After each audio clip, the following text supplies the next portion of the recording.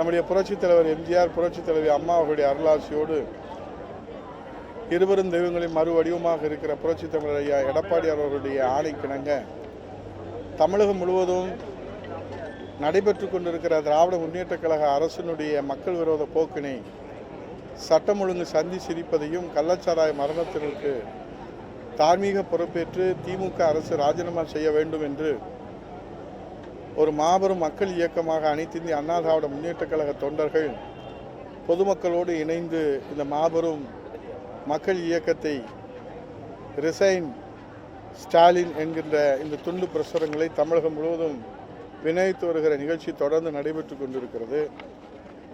இன்றைக்கு அரசு தார்மீக பொறுப்பேற்பதற்கு பதிலாக அதிகாரிகள் மீது பழி சுமத்தி அவர்களை இடமாற்றம் செய்து மக்களை திசை திருப்புகிற ஒரு நடவடிக்கையை நாம் பார்க்கிறோம். ஏற்கனவே மரக்காணத்தில் 22 பேர்கள் இறந்தபோது இதுபோன்ற ஒரு சம்பவம் நடைபெறாது என்று முதலமைச்சர் சொன்னார். ஆனால் தொடர்ந்து இந்த கள்ளச்சாராய மரணங்கள் நடந்து கொண்டே இருப்பது வேதனை அளிக்கிறது. அதை தடுத்து நிறுத்துவதற்கு முதலமைச்சர் இரும்புக்கரம் கொண்டு நடவடிக்கை எடுக்க வேண்டும் என்று இந்த மக்கள் எதிர்பார்க்கிறார்கள். அதேபோன்று ஆட்சி பொறுப்பேற்ற 3 ஆண்டுகளிலே 3 முறை மின்சார கட்டணம் உயர்ந்திருக்கிறது. 8 ஆண்டுகள் அனைத்து இந்திய அண்ணா திராவிட முன்னேற்றக் கழக ஆட்சியிலே மின்சார கட்டணம் உயர்த்தப்படவில்லை என்பது இந்த நாட்டு மக்களுக்கு நன்றாக தெரியும்.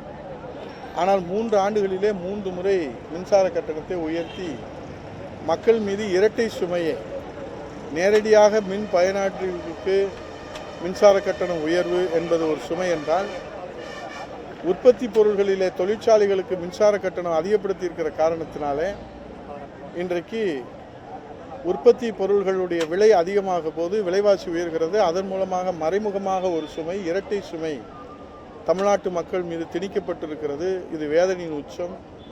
அவை ஏற்கனவே இன்றைக்கு மின்சார கட்டணம் உயர்விலே வேதனையில் இருக்கிற இந்த மக்களுக்கு வெந்த புண்ணிலே வேல் பாய்ச்சுவதைப் போல இன்றைக்கு இந்த மின்சார கட்டண உயர்வு இருக்கிறது. இதை கண்டித்து செவ்வாய்க்கிழமை நம்முடைய கழகத்தினுடைய நிரந்தர பொதுச் செயலாளர், மாண்புமிகு எதிர்க்கட்சி தலைவர், வருங்கால முதலமைச்சர் எடப்பாடி அவருடைய ஆணைக்கிணங்க தமிழகம் முழுவதும் நடைபெறுகிற கண்டன ஆர்ப்பாட்டத்திலே மதுரையிலே கள்ளிக்குடியிலே அந்த கண்டன ஆர்ப்பாட்டத்தை நடத்த இருக்கின்றோம். இது ஒரு தொடர் மக்கள் இயக்கமாக இந்த போராட்டத்தை நடத்தி கொண்டிருக்கிறோம்.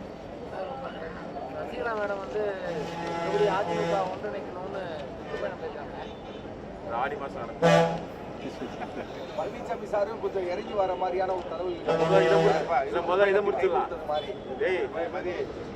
உங்களுக்கெல்லாம் தெரியும், ஐயா காளிமுத்து அவர்கள் அடிக்கடி சொல்லுவாங்க, இந்த கறந்த பால் மடி புகாது, கருவாடு மீனாகாது. மீன் கருவாடாகலாம், ஆனால் கருவாடு மீனாகாது. இப்போ இருக்கிற நிலைமை என்னென்னா, கறந்த பால் மடி புகாது, கருவாடு மீனாகாது.